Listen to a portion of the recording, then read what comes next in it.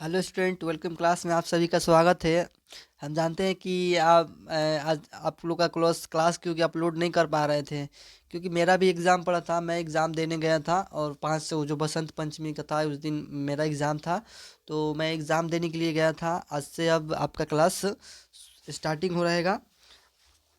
तो चलिए आज पढ़ेंगे हम मॉडल पेपर। ठीक है, मॉडल पेपर देखेंगे, वो भी हिंदी का मॉडल पेपर। मैंने पार्ट 1 हिंदी डाल दिया है मॉडल पेपर का, क्योंकि बहुत बहुत वेरी इंपॉर्टेंट है।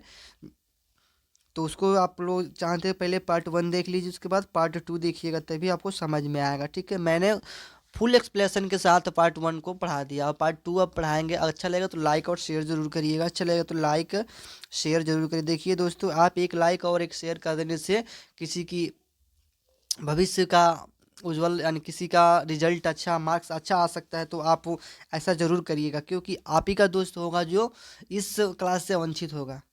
तो चलिए पहला नंबर यानी 65 नंबर पढ़ते हैं मॉडल पेपर 2 का। 65 नंबर पढ़ते हैं मॉडल पेपर 2 का। 65 नंबर पार्ट 2 का पढ़ते हैं, ठीक है ना। पार्ट 2 का पढ़ते हैं। देखिए तो पहला सवाल, बहादुर पर कितने रुपए की चोरी का इल्ज़ाम लगाया गया था। तो पहला ऑप्शन है 10 रुपया, दूसरा है 11 रुपया, तीसरा 12, चौथा 13 रुपया है, ठीक है ना। और आप कॉपी कलम लेके ही बैठें, ताकि मैं जितना कराता हूँ क्वेश्चन आप देख सके कि हाँ उसमें कितना मेरा सही हुआ और कितना गलत हुआ है। कमेंट बॉक्स में आप लोग कमेंट नहीं करते कि अपना कितना सही हुआ है। देखते हैं आज कितना में 65 से 100 तक पढ़ेंगे। आज 65 से 100 क्वेश्चन करेंगे ऑब्जेक्टिव, उसके बाद देखना कितना आपका सही है। ठीक है, तो 65 नंबर का आंसर क्या हो जाएगा। तो 65 नंबर का आंसर हो जाएगा 11 रुपये की चोरी का इल्जाम लगाया गया था। भारत माता कविता में भारत का कैसा चित्र प्रस्तुत किया गया है। भारत माता कविता जो है ना, तो भारत का कैसा चित्र प्रस्तुत किया गया है ये आपको बताना है। भारत का कैसा चित्र प्रस्तुत किया गया है। भारत माता ये कविता है, ठीक है ना। और उस किसका चित्र बनाना है, भारत का चित्र देखना है, कैसा चित्र प्रस्तुत किया गया है। तो पहला ऑप्शन है आदर्श, काल्पनिक, यथार्थ। तो इनमें से कोई नहीं। तो चलिए 66 का आंसर क्या हो जाएगा दोस्तों। 66 का आंसर क्या हो जाएगा, यथार्थ। यथार्थ्य यथार्थ्य। भारतीय संविधान के निर्माण में महत्वपूर्ण भूमिका किसकी है। भारत के जो संविधान उसका निर्माण हुआ था, किसकी महत्वपूर्ण भूमिका थी। भीमराव अंबेडकर की, ज्योतिबा फूले की, राजगोपालाचारी की, महात्मा गांधी की। बताइएगा दोस्तों। 67 का आंसर कीजिएगा। तो भीमराव अंबेडकर की, भीमराव अंबेडकर की, ठीक है ना। प्रारूप समिति का अध्यक्ष इन्हीं का नाम, इन्हीं को बोलते हैं प्रारूप समिति का अध्यक्ष, इसे कहते हैं। तो बोलिएगा, प्रारूप समिति का अध्यक्ष किसे कहते हैं। तो भीमराव अंबेडकर को कहते हैं। भीमराव अंबेडकर का जन्म कहाँ हुआ था। तो मध्य प्रदेश के महू में हुआ था। मध्य प्रदेश के महू में हुआ था। ये एक दलित परिवार से बिलोंग करते थे, ठीक है। चलिए, और पूना गांधी जी और डॉक्टर भीमराव अम्बेडकर पूना पूना फैक्ट में, यानी पूना समझौता, पूना जो समझौता हुआ था पार्ट 2 में मिलन हुआ था। सीता रुआसी क्यों, सीता रुआसी क्यों हो गई। सीता रुआसी क्यों हो गई। 68 का आंसर करिएगा। सीता रुआसी क्यों हो गई। तो अपना काला ओढ़ना देखकर, अपना काला ओढ़ना देखकर सीता रुआसी क्यों हो गई थी, अपना काला ओढ़ना देखकर। किस देश के लोग बड़े बड़े नख पसंद करते थे। तो देखिए किस देश के लोग, तो गोट्स देश के लोग बड़े बड़े पसंद करते थे। अब यहीं पे पूछेगा किस देश के लोग बड़े बड़े नाखून पसंद करते हैं, तो बोलिएगा गौड़ देश के, ठीक है ना, गौड़ देश के। और किस देश के लोग छोटे नख पसंद करते, बोलिएगा साउथर्न, यानी दक्षिणतम जो भारत के लोग क्या करते थे, वो छोटे नख पसंद करते थे। हिरोशिमा कहाँ का है, हिरोशिमा कहाँ है, हिरोशिमा जो है ना वो कहाँ है। तो हिरोशिमा देखिए एक देश के अंतर्गत है जो जापान में स्थित है। हिरोशिमा कहाँ है, जापान में स्थित है। इसका आंसर क्या हो जाएगा, डी नंबर। इसका आंसर क्या हो जाएगा, डी नंबर हो जाएगा, ठीक है दोस्त। और इस पे बम कब गिराया गया था। तो देखिए तो 1900, इस पे बम कब गिराया था हिरोशिमा पे। तो 2 बम गिराया गया था। एक छोटा बम था, एक छोटा बम का नाम था लिटिल बॉय, बड़ा था फेटम, ठीक है। तो किसके द्वारा गिराया गया था, तो किसके द्वारा गिराया गया था। तो ये जब यूएसए द्वारा गिराया गया था, ठीक है ना।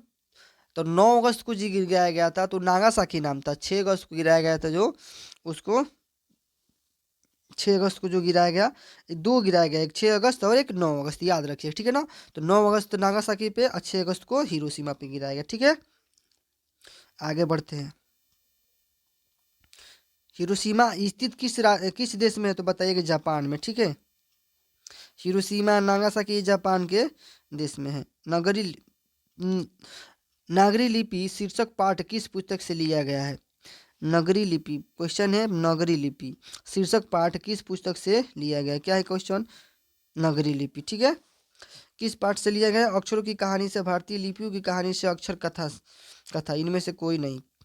71 का आंसर क्या हो जाएगा?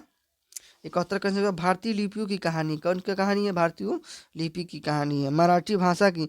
अब चलिए यहाँ पूछेंगे हिंदी भाषा किस लिपि के अंतर्गत आती है? हिंदी भाषा किस लिपि के अंतर्गत आती है? तो बोलिएगा देवनागरी। क्या बोलिएगा? देवनागरी लिपि के अंतर्गत। जब आप हिंदी दीजिएगा ना पेपर तो उसमें देखिएगा लिखा होगा देवनागरी लिपि, ठीक है ना। चलिए मराठी भाषा की लिपि कौन सी है? मराठी, अब देखिए यहाँ आगे मराठी भाषा की लिपि। अब जैसे कि हम इसमें जो होगा इसको एक्सप्लेनेशन करेंगे। अब आ जाते हैं यहाँ पंजाबी कौन सी लिपि की होती है? तो बोलेंगे गुरुमुखी लिपि की होती है पंजाबी। पंजाबी की लिपि क्या है? तो बोलिएगा गुरुमुखी लिपि है। क्या है? गुरुमुखी लिपि है। यहाँ मराठी भाषा की लिपि कौन सी होती है? बताइए मराठी भाषा की लिपि।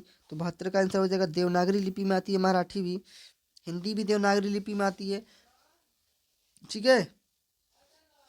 किसे किसे खोक कर ईश्वर अपना अर्थ खो बैठेंगे? किसे खोकर किसे खोकर ईश्वर अपना अर्थ खो बैठेंगे? किसे खोकर ईश्वर अपना अर्थ खो बैठेंगे? 73 का आंसर कीजिएगा। भक्त को खोकर, सी नंबर हो जाएगा। किसे खोकर ईश्वर अपना अर्थ खो बैठेंगे? तो ईश्वर को। Raphael Leonardo da Vinci Angelo किसकी देन है? Raphael Raphael Leonardo da Vinci ये एक क्या है? पेंटर है, जो पेंटर है। ये एक पेंटर है जो मोनालिसा द वेंचो बीसी जो है मोनालिसा का है, ठीक है ना। ये जो बहुत फेमस है। ये एंजोलो किसकी देन है? मतलब फ्रांस की देन है कि इंग्लैंड की देन है, इटली की, यूनान की? जो राफल था ना, Rafale Rafale Leonardo da Vinci और एंजेलो किसकी देन है? 74 का आंसर कीजिएगा। किसकी देन है? इटली की देन है। 75 का देखिएगा। अक्षर ज्ञान कविता में पंक्ति से क्या उतारा जाता है? अक्षर ज्ञान कविता में पंक्ति से क्या उतारा जाता है? अक्षर ज्ञान था जो ना, ये पाठ का नाम है अक्षर ज्ञान। कविता में पंक्ति से क्या उतार लिया जाता है, मैंने क्या नोट किया जाता है? इसको देखेंगे 75 को। क्या नोट किया जाता है? तो ख नोट किया जाता है। क्या नोट किया जाता है? ख। इसका आंसर क्या हो जाएगा? बी नंबर हो जाएगा। चलिए अशोक बाजपेयी लाल शत्रुंज में कितने दिनों तक रहे? अशोक बाजपेयी लाल शत्रुंज में कितने दिनों तक रहे? अशोक बाजपेयी नाम था, अशोक वाजपेयी ला नाम था, और शत्रुंज में रहने गए थे तो कितने दिन रहे थे? 19 दिन, 7 दिन, 20 दिन, 1 महीना। क्षेत्र का आंसर क्या हो जाएगा? तो 19 दिन रहे। कितना दिन रहे थे? 19 दिन रहे थे। इसका आंसर क्या हो जाएगा? डी नंबर हो जाएगा। चलिए सॉरी घर में घुसे तो साले के हाथ पैर तोड़कर बाहर फेंक देना। डॉट डॉट ऐसा ऐसा कहा था, यानी किसने कहा था? 77 को किसने कहा था? घर में घुसे तो साले के हाथ पैर तोड़कर बाहर फेंक देना, किसने कहा था? ऐसा किसने था? भग्गू ने कहा था, संतू ने, माँ ने, पिताजी ने? किसने कहा था? 77 का आंसर कीजिएगा। तो इसने कहा था, पिताजी ने कहा था, ठीक है ना। बिस्मिल्लाह खां का निधन कब हुआ था? बिस्मिल्लाह खां एक शहनाई वादक थे। क्या थे? शहनाई वादक थे।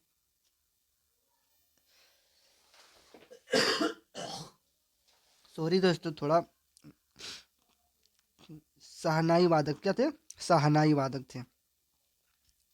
शहनाई वादक थे। तो कौन शहनाई वादक थे? तो पूछेगा शहनाई वादक इनमें से कौन है? तो बोलिएगा बिस्मिल्लाह खां। इनका निधन कब होगा, यानी मृत्यु कब हो गया?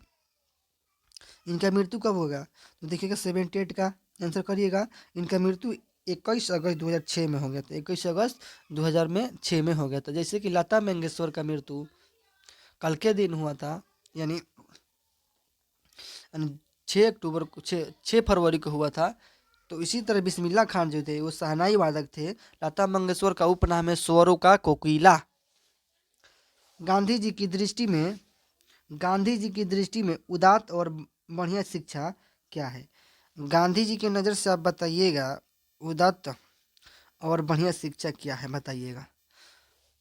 अहिंसक प्रतिरोध है कि अक्षर ज्ञान है कि अनुवाद है कि अंग्रेजी की शिक्षा है? 79 का आंसर कीजिएगा। तो क्या है? अहिंसक प्रतिरोध है। क्या है? अहिंसक प्रतिरोध। अहिंसक प्रतिरोध। गुरु नानक किस भक्ति धारा के कवि हैं? गुरु नानक किस भक्ति धारा के कवि हैं? गुरु नानक जी जो थे वो किस भक्ति धारा के कवि थे? 80 का आंसर कीजिएगा। 80 नंबर का। निर्गुण थे। क्या थे? निर्गुण के। गुरु नानक जो थे निर्गुण थे। ठीक है। अब चलिए, निर्गुण है। गुरु नानक का मृत्यु कब हो गया था? यहाँ देखें तो गुरु नानक किसके कवि थे? तो गुरु निर्गुण के थे। गुरु नानक का मृत्यु कब हो गया था? तो 81 का आंसर क्या हो जाएगा? सी नंबर। 1539 में इनका मृत्यु हो जाता है गुरु नानक जी का। और ये निर्गुण के कवि थे। किसके कवि थे? निर्गुण के कवि थे। ठीक है। रस खान दिल्ली के बाद कहाँ चले गए? रस खान जो है दिल्ली के बाद कहाँ चले गए थे? 82 का आंसर क्या होता? दिल्ली के बाद कहाँ गए थे? ब्रजभूमि चले गए थे। ब्रजभूमि कहाँ है? जो मथुरा में। कहाँ है? मथुरा में है। ठीक है। रस खान की भक्ति कैसी थी? बताइए, रस खान की भक्ति कैसी थी? सगुण थी कि निर्गुण थी कि नौगुण थी? बताओ ना, कमेंट करो, कमेंट करो। रस खान की भक्ति कैसी थी? कमेंट में करिए ना। देखिए, पहला ऑप्शन है ए बी, सॉरी, पहला ऑप्शन ए नंबर ऑप्शन कहता है सगुण था। बी नंबर क्या है? निर्गुण, नौगुण, सहसगुण, सहसगुण। तो बताइए रस खान की भक्ति कैसी थी? रस खान की भक्ति कैसी थी? सगुण थी। कैसी थी दोस्तों? सगुण थी। आंसर क्या हो जाएगा? ए नंबर आंसर हो जाएगा। ठीक है ना। कवि प्रेमधन और अनुसार भारत में आज कौन सी वस्तु दिखाई नहीं पड़ती? कवि कह रहा है, कवि जो कह रहा है देखिएगा, कवि प्रेम धन के अनुसार भारत में, प्रेम धन के अनुसार भारत में, प्रेम धन के अनुसार भारत में आज कौन सी वस्तु दिखाई नहीं पड़ती? प्रेम धन के अनुसार भारत में। 84 आंसर क्या हो जाएगा? भारतीयता नहीं दिखाई देती। क्या देती है? इंडियन नहीं दिखाई देते, यानी भारतीयता नहीं दिखाई देते हैं। 85 नंबर देखिए, कौन चाहते थे कि सभी देश की संस्कृति की हवा उनके घरों के पास बहती रहे? यानी ऐसे कौन थे जो सभी देश की संस्कृति की हवा उनके घर के पास बहते रहे? 85 का आंसर कीजिएगा। कौन चाहते थे? महात्मा गांधी जी चाहते थे। कौन चाहते थे? महात्मा गांधी। इसका आंसर क्या हो जाएगा? सी नंबर हो जाएगा। स्वदेशी शीर्षक पाठ्य पुस्तक में संकलित कविता किस छंद में है? स्वदेशी शीर्षक पाठ्य पुस्तक में संकलित कविता किस छंद में है? 86 का आंसर कीजिएगा। चौपाई छंद में। किस छंद में? चौपाई छंद में। क्या है चौपाई में? स्वदेशी शीर्षक पाठ्य पुस्तक में संकलित कविता है चौपाई में। शंभू महाराजा, शंभू महाराज बिरजू महाराज कौन थे? शंभू महाराज बिरजू महाराज कौन थे? कौन थे बताइएगा? शंभू महाराज बिरजू महाराज कौन थे? 87 का आंसर कीजिए। कौन थे? चाचा थे। शंभू महाराज जो थे, बिरजू महाराज के कौन थे? शंभू महाराज जो थे ना, यहाँ से आंसर हो काट लीजिए। अब यहाँ से पूछ रहे कि बिरजू महाराज के कौन थे, तो बताइएगा चाचा थे। भारत सरकार ने दिनकर को कौन सा अलंकरण प्रदान किया? भारत सरकार जो थे दिनकर को, रामधारी सिंह दिनकर फुल नाम है, तो कौन सा अलंकरण मैंने कौन सा अवार्ड दे, प्राइज दिया जाए, जैसे हम लोग जानते हैं सिंपल में। तो 88 का आंसर कौन से दिए थे? तो अशोक चक्र। भारत सरकार क्या दिया है दिनकर जी को? अशोक चक्र। कौन सी कृति अज्ञेय की है? कौन सी कृति अज्ञेय की है? कौन सी कृति अज्ञेय की है बताइए? निशिथ है, सुबह का तारा, अरे ये आवार रहेगा याद, गुंजन। बताइएगा 89 का आंसर क्या होगा? तो अरे यार, अज्ञेय की क्या नाम है? अ से अज्ञेय, ह से अरे ये आवार रहेगा याद। एक वृक्ष की हत्या के कवि कौन है? ये इंपॉर्टेंट है, नोट कर ही लीजिएगा। ये इंपॉर्टेंट है, नोट कर लीजिएगा। स्टार लगाइए, नोट करिए, स्टार लगाइए, नोट करिए। एक वृत्त की हत्या कवि कौन थे? एक वृत्त की हत्या के कवि कौन है बताइए? जो इनके कविकार कौन है, लिखना करने वाले कौन है? 90 नंबर आंसर कीजिए। कौन है? तो कुंवर नारायण है। कौन है? कुंवर नारायण। तो कुंवर नारायण क्या है बताइएगा? एक वृत्त की हत्या को इसी ने दर्शाया, लिखा जो भी है। दुष्चक्र में सृष्टा, दुष्चक्र में सृष्टा पुस्तक पर बीरने डंगवाल को कौन सा पुस्तक पुरस्कार प्राप्त हुआ? दुष्चक्र में सृष्टा पुस्तक पर वीरेंद्र डंगवाल में कौन सा पुरस्कार प्राप्त हुआ है? 91 का आंसर क्या हो जाए? कौन सा प्राप्त हुआ था? साहित्य अकादमी। गायक का स्त्रीलिंग क्या होगा? गायक का स्त्रीलिंग क्या होगा? गायक का स्त्रीलिंग क्या होगा बताइएगा? गायिका होगा। क्या होगा दोस्तों? गायिका होगा। ठीक है ना। इसी तरह नायक का स्त्रीलिंग क्या होगा? नायक का क्या होगा? तो बोलिएगा नायिका होगा। क्या होगा? नायिका होगा। ठीक है। रंगीला शब्द में कौन सा प्रत्यय है? देखिए प्रत्यय किसे कहते हैं? जिस मूल शब्द के पीछे लगने वाले शब्द को क्या कहते हैं? पीछे लगने वाले शब्द को मूल प्रत्यय कहते हैं। प्रत्यय किसे कहते हैं? किसी मूल शब्द के पीछे लगने वाले शब्द को प्रत्यय कहते हैं। जैसे कि एग्जाम्पल में देखेंगे, रंगीला में कौन सा प्रत्यय है? देखिए रंगीला, तो इसमें देखिएगा मूल शब्द कौन सा हो जाएगा? कौन सा मूल शब्द हो जाएगा? तो मूल शब्द को देखिए इसमें ला।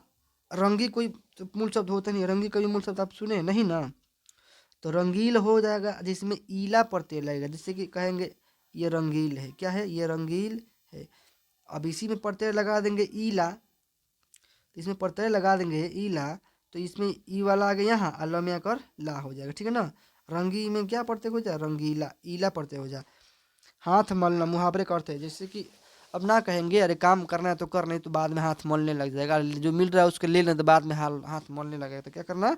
पछताना। हाथ मलना तो क्या करना? पछताना। सूर्योदय से पूर्व का समय क्या कहा जाता है बताइएगा? सूर्योदय का पूर्व का समय को क्या कहते हैं? तो उषा काल कहते हैं। क्या कहते हैं? उषा काल। जो सूर्योदय से पूर्व का समय, जब तक सूर्य उगा नहीं है उनके पहले का समय के क्या कहेंगे? क्या कहेंगे? उषा काल कहेंगे। और शाम को समय को क्या कहेंगे? जब शाम हो जाएगा तो क्या कहेंगे उसको? तो गोधूली कहते हैं। क्या कहते हैं रात के समय को? शाम होने वाली जो होता है रात में पहले, तो गोधूली कहते हैं। वह घर पहुंच गया, वह घर पहुंच गया। इस वाक्य में पहुंच गया क्या है बताइएगा? वह घर पहुंच गया, तो पहुंच गया किस प्रकार के उदाहरण है? प्रेरणार्थक क्रिया के, द्विमागक क्रिया के, संयुक्त क्रिया के, पूर्वकालिक क्रिया के। देखिए पूर्वकालिक क्रिया किसे कहते हैं? जैसे कि पूर्वकालिक क्रिया किसे कहते हैं? पूर्वकालिक क्रिया किसे कहते हैं? तो इसमें पहला ऑप्शन दिया है, सॉरी, प्रेरणार्थक क्रिया। अब यहाँ से देखते हैं प्रेरणार्थक क्रिया क्या होती है। जैसे कि इंग्लिश में मोटिवेशन कहते हैं। ठीक है ना। मोटिवेशनल लगाना तो प्रेरणार्थक हो जाएगा। ठीक है। तो प्रेरणार्थक क्रिया जैसे कि कहेंगे कि काम, अब इसी में लिख लेंगे करवाना, तो ये हो गया प्रेरणार्थक क्रिया हो जाएगा। क्या लिखेंगे? करवाना हो जाएगा। काम, तो काम बोलेंगे करवाना, तो ये क्या हो जाएगा? प्रेरणार्थक हो जाएगा। संयुक्त क्रिया, संयुक्त क्रिया जैसे कि राम घर जाता है, तो इसी में लिख राम घर जाता है, सिंपल हो जाएगा। इसमें और जोड़ देंगे तो क्या हो जाएगा? संयुक्त हो जाएगा। जैसे कि राम और श्याम, तो इसमें क्या होगा? संयुक्त हो गया। दो मिल गया, संयुक्त हो गया। द्विकर्मक क्रिया किसे कहते हैं? जिसमें कर्मों की संख्या कितनी दो दो होना चाहिए। माने एक खाकर एक, जैसे कि हम कहेंगे पढ़ाकर घर जाएंगे, तो ये क्या होगा? द्विकर्मक क्रिया हो गया। अब पूर्वकालिक किसे कैसे कहते हैं? जैसे कि पूर्वकालिक क्रिया किसे नहाकर खाएंगे, तो ये पूर्वकालिक क्रिया, यानी खाकर नहाएंगे तो ये पूर्वकालिक क्रिया नहीं। एक काम होने से पहले दूसरा काम होना चाहिए, तो पूर्वकालिक क्रिया हो जाएगा। चलिए 96 का आंसर कीजिए, क्या हो जाएगा? D number. तो ये क्या है? बोला वह घर पहुंच गया, तो इसमें कौन सी क्रिया है? पूर्वकालिक क्रिया है। वो घर पहुंच गया। इसमें आलस्य शब्द का विशेषण क्या है? तो देखिए इसमें ज़्यादा से ज़्यादा आलस्य में ज़्यादा से ज़्यादा ना, देखिए मिठाई का क्या होला? मिठासी, उसमें हो जाएगा विशेषण। ठीक है ना। तो उसी तरह आलस्य का विशेषण क्या हो जाएगा? तो सी नंबर। और जहाँ दुर्घई की मात्रा आ जाए तो उसमें समझिए कि अधिक से अधिक विशेषण पाए, उसी को विशेषण मान लीजिएगा। विशेषण मान लीजिए डिटेल पढ़ाते जाएंगे तो नहीं पढ़ पाइएगा आप लोग अभी से। गृहस्थ का विपरार्थक शब्द होगा, यानी गृहस्थ का विपरार्थक विलोम, विपरार्थक पूछे विलोम पूछे तो इससे क्या उल्टा शब्द हो। जैसे कि गृहस्थ का उल्टा क्या हो जाएगा? विलोम मतलब उल्टा ही होता है। जैसे कहेंगे चलना तो कहेगा ना जाना, मैंने कहेंगे जाना है तो बोला नहीं जाना है, तो ये उल्टा हो गया क्रिया। सोना है तो बोलेगा नहीं सोना, तो ये उल्टा क्रिया हो गया, यानी कौन है? विपरार्थक हो गया, विलोम हो गया। तो 98 का आंसर क्या हो जाएगा बताइएगा?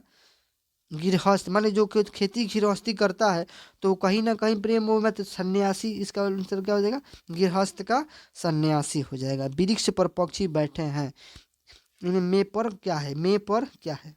देखिए दोस्तों में पर क्या है, तो अब हम पढ़ेंगे जैसे कि कारक के कितने भेद होते हैं, बताइए कितने होते हैं, तो बोलिएगा 8 होते हैं। कर्ता ने कौरम को कर्ण से संप्रदान को अप्रदान से लिए के का की उसमें आता है, ठीक है ना। तो इसमें देखिए इसमें क्या है, कौन सी विभक्ति पर है, इसमें पूछा है कि पर कौन सी कारक है।